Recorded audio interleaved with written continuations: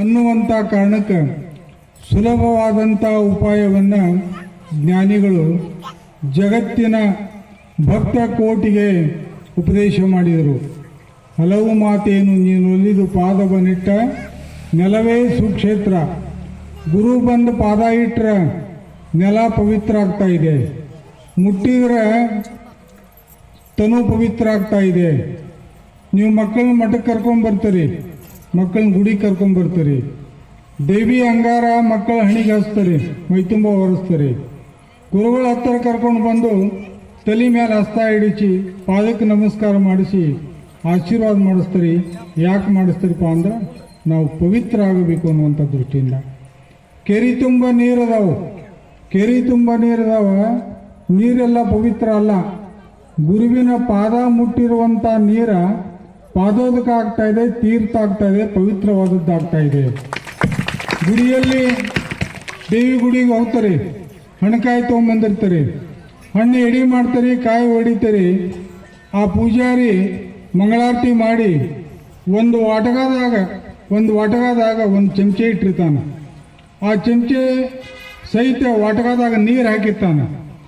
ಆ ನೀರನ್ನು ಚಮಚೆದಿಂದ ಕೊಡ್ತಾನೆ.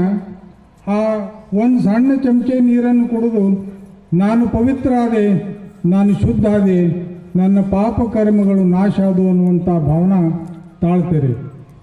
ಆ ಚಮಚೆ ಹೆಂಗೈತಿ? ಅದು ನಿಮಗೆ ತೀರ್ಥವನ್ನು ಕೊಡುವಂಥ ಚಮಚೆದ ಆಕಾರ ಹೆಂಗೈತಿ?